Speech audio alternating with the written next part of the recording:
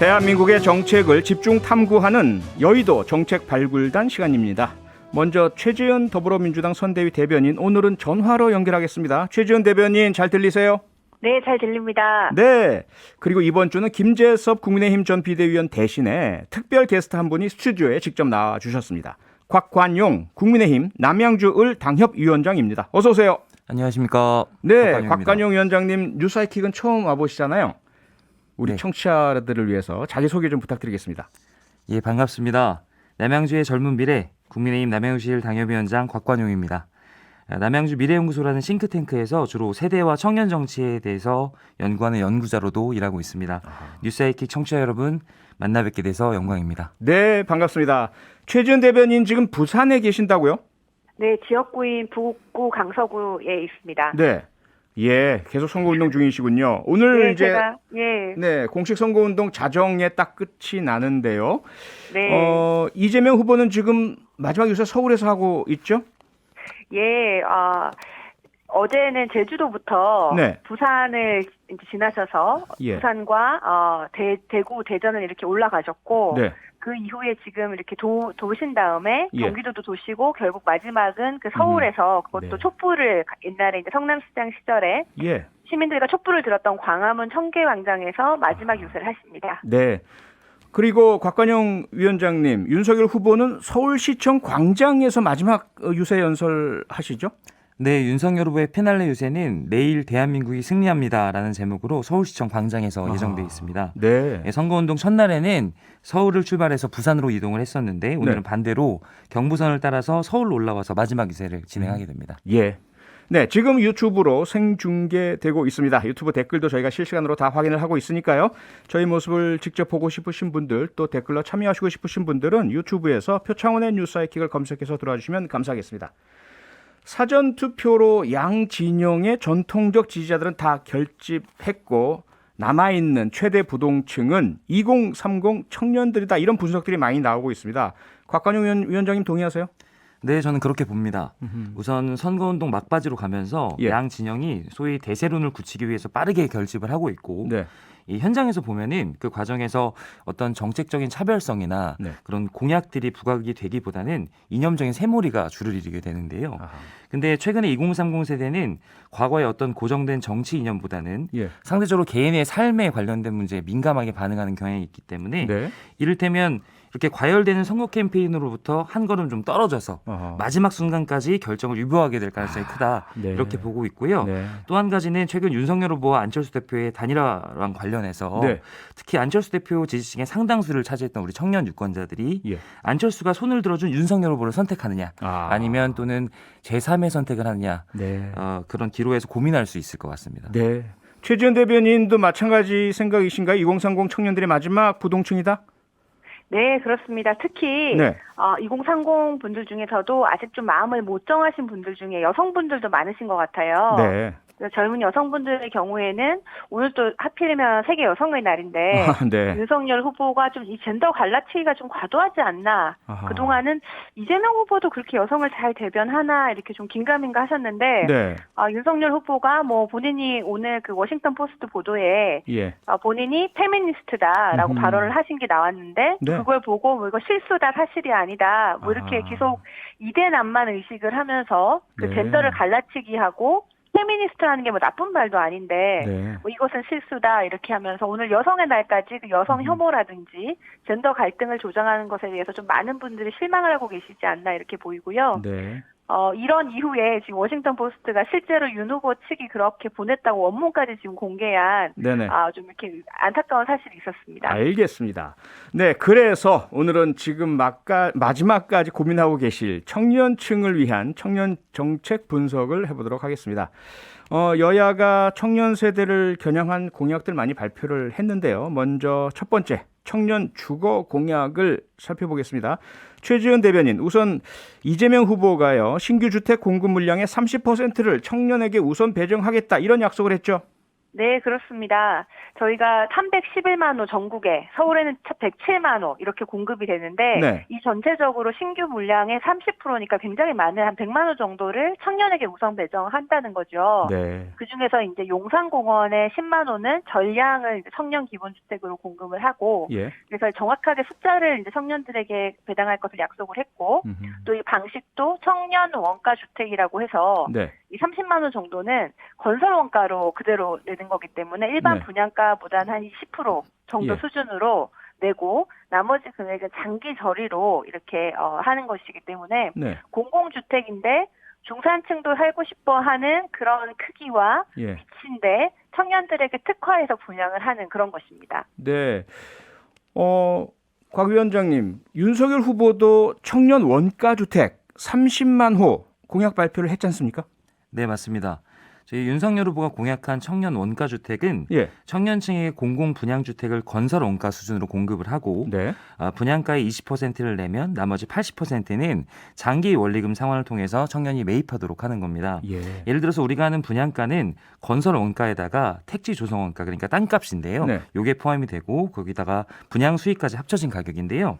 이 건설 원가라는 게 예를 들어 서울 중심이든 아니면 저희 남양주든 사실 크게 차이가 없습니다. 네. 평당 한 600만 원 정도라고 보시면 되는데요. 예.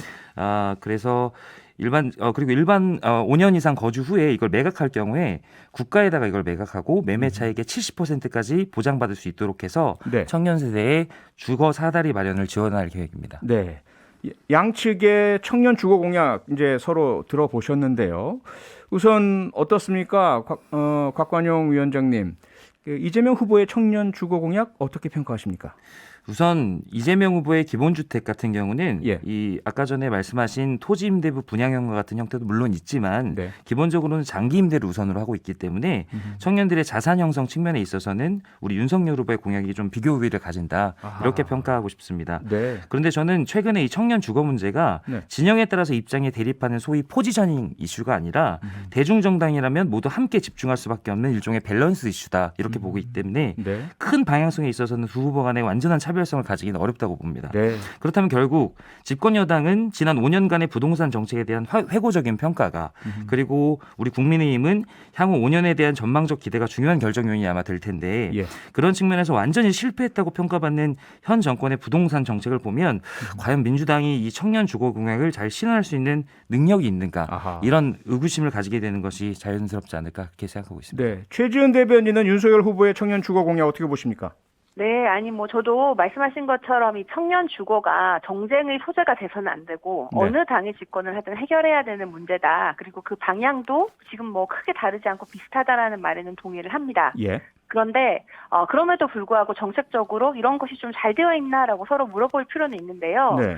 윤석열 후보의 공약 같은 경우에는 청년 원가주택 취지가 좋은데 네. 어떻게 건설 원가로 분양할 수 있는지 예상 소요 비용은 어느 정도인지 이런 구체성이 좀 부족한 것 같아요. 네. 그래서 시세 차익을 5년 있다가 네. 보장한다고 했는데 예. 그러면은 이것도 로또 분양이 되는 것이 아닌가. 아하하. 그러면은 청년들이 다시 이 분양을 받기 위해서 또 줄을 세우는 것이 아닌가 이렇게 보이고요. 네. 사실 이 문재인 정부의 부동산 실책 이렇게 얘기를 하시지만 네. 이재명 후보는 성남시장 그리고 경기도지사 시절에 실제로 공약 이행률이 90% 이상이라는 네. 실적과 성과가 있잖아요.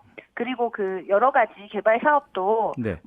진행을 하셔서 실적이 있는데 예. 윤석열 후보는 집이 없어서 청약저축이 없다 이런 얘기도 하셨고 네. 그 아주 소수의 굉장히 적은 사람들을 위한 종부세 폐지 이런 얘기도 하셔서 예. 부동산 정책을 거의 이해를 못하고 계시는데 실적이 있는 후보하고 네. 전혀 이해를 못하는 후보가 어떻게 더 잘한다고 확신하시는지 저는 거기에 대해서도 좀 의문이 듭니다. 알겠습니다. 양측 모두 청년 주거 공약은 이념이나 정당 간의 차이가 있는 것이 아니다.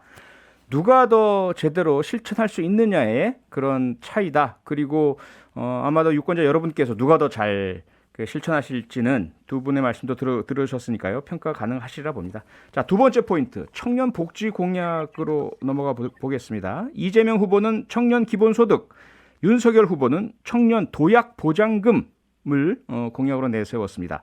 자, 우선 곽관용 위원장님, 윤석열 후보의 청년 도약 보장금 간략하게 설명 부탁드릴게요. 예, 윤석열 후보의 청년 도약 보장금은 모든 청년들에게 돈을 나눠주겠다는 이재명 후보의 구성과는 좀 달리 예. 사회 경제적 기반이 취약한 청년들을 집중적으로 지원하기 위해서 월 50만 원씩 최장 8개월간 최대 400만 원을 지급하는 정책입니다. 월 50만 원씩 최장 8개월. 네, 네. 그렇습니다. 이를 통해서 좌절하고 있는 우리 청년들에게 국가가 다시 한번 도전할 용기와 기회를 마련해 주자는 그런 취지입니다. 네. 최지은 대변인, 그러면 이재명 후보의 청년 기본소득 설명 간략하게 해주시죠. 네, 19세에서 29세 청년에게 연 100만 원 지급하는 건데요. 모든 이미- 그 해당된 네. 청년이죠? 네네. 모든 청년입니다. 보편적인 지급인데 예. 이미 이런 것을 성남이랑 경기도에서 한 적이 있고 네. 청년들에게 좋은 호응과 그 효과를 검증을 받았기 때문에 네.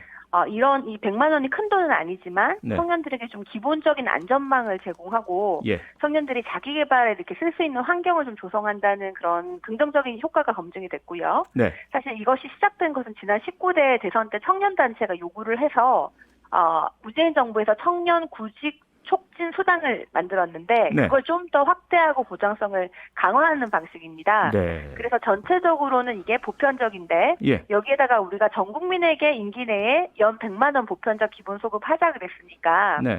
청년들은 100만 원 플러스 100만 원 그래서 연 200만 원을 받게 되는 것이고요. 19세에서 29세는. 네. 그리고 이게 다가 아니고 이거는 다 보편적으로 주지만 예. 가장 어려운 취약계층의 경우에는 또 다른 이런 지원이 다시 같이 또 추가된다는 말씀을 드립니다.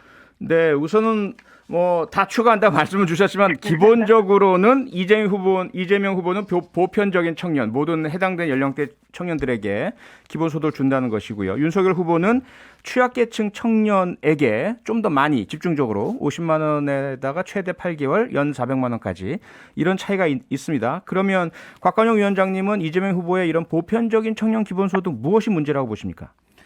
저는 이 개인적으로 이 방향성의 차이가 네. 보편복지냐 선별복지냐 이 차원보다는 네. 우리 청년들을 바라보는 관점, 즉 두 후보가 그리고 있는 대한민국 청년들의 상의 차이에서 비롯된 것이다 이렇게 보고 있습니다. 이를테면 우리 이재명 후보와 네. 이재명 후보가 요즘에 전가의 보도처럼 사용하고 있는 기본 시리즈, 네. 그러니까 그것이 상정하고 있는 청년이 제가 보기엔 뭔가 좀 도움이 필요하고 삶의 안정감을 추구하는 그런 청년의 모습이라고 한다면 지금 윤석열 후보의 철학은 특히 일하는 청년, 네. 노력하는 청년에게 충분히 꿈을 꿀 기회를 주고 네. 한 번 넘어져서 좌절하고 있는 2030 세대에게도 집중적으로 국가가 손을 내밀어 주자 이런 거거든요. 그래서 네. 이런 측면에서 윤석열 후보가 바라고 상상하는 청년이란 상대적으로 보다 진취적이고 네. 도전하는 청년이 아닌가 저는 그렇게 보고 있습니다. 네, 최지은 대변인. 그럼 최지은 네. 대변인이 보는 윤석열 후보의 이러한 그 취약계층 청년에 대한 집중 지원은 어떤 문제가 있다고 보세요?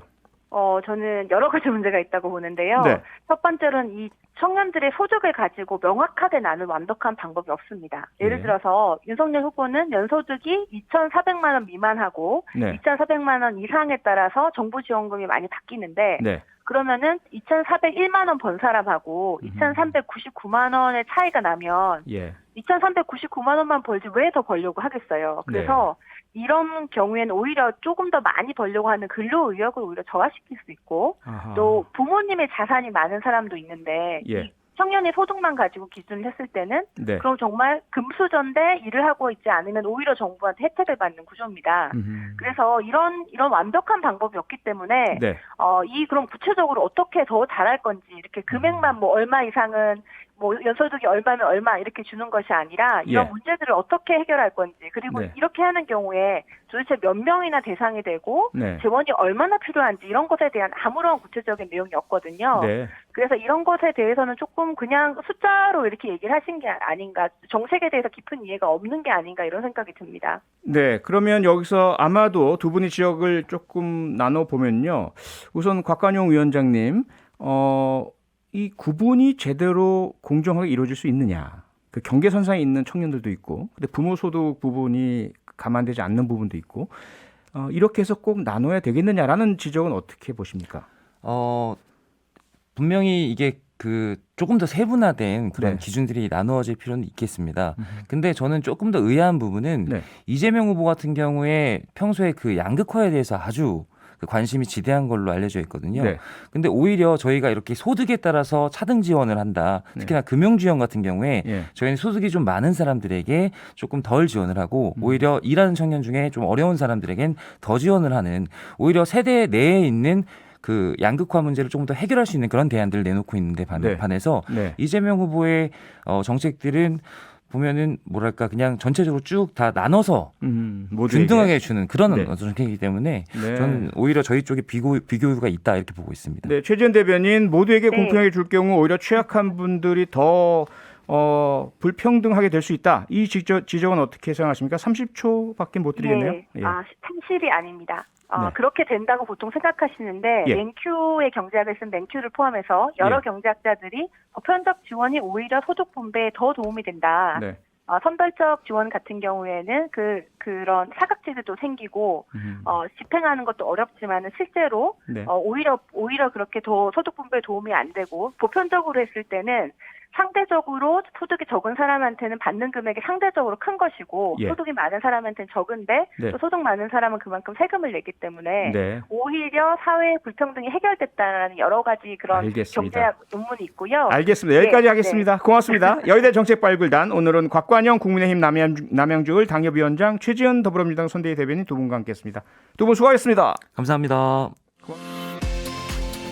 평일 저녁 6시 5분에 여러분을 찾아갑니다. MBC 라디오 표창원의 뉴스 하이킥.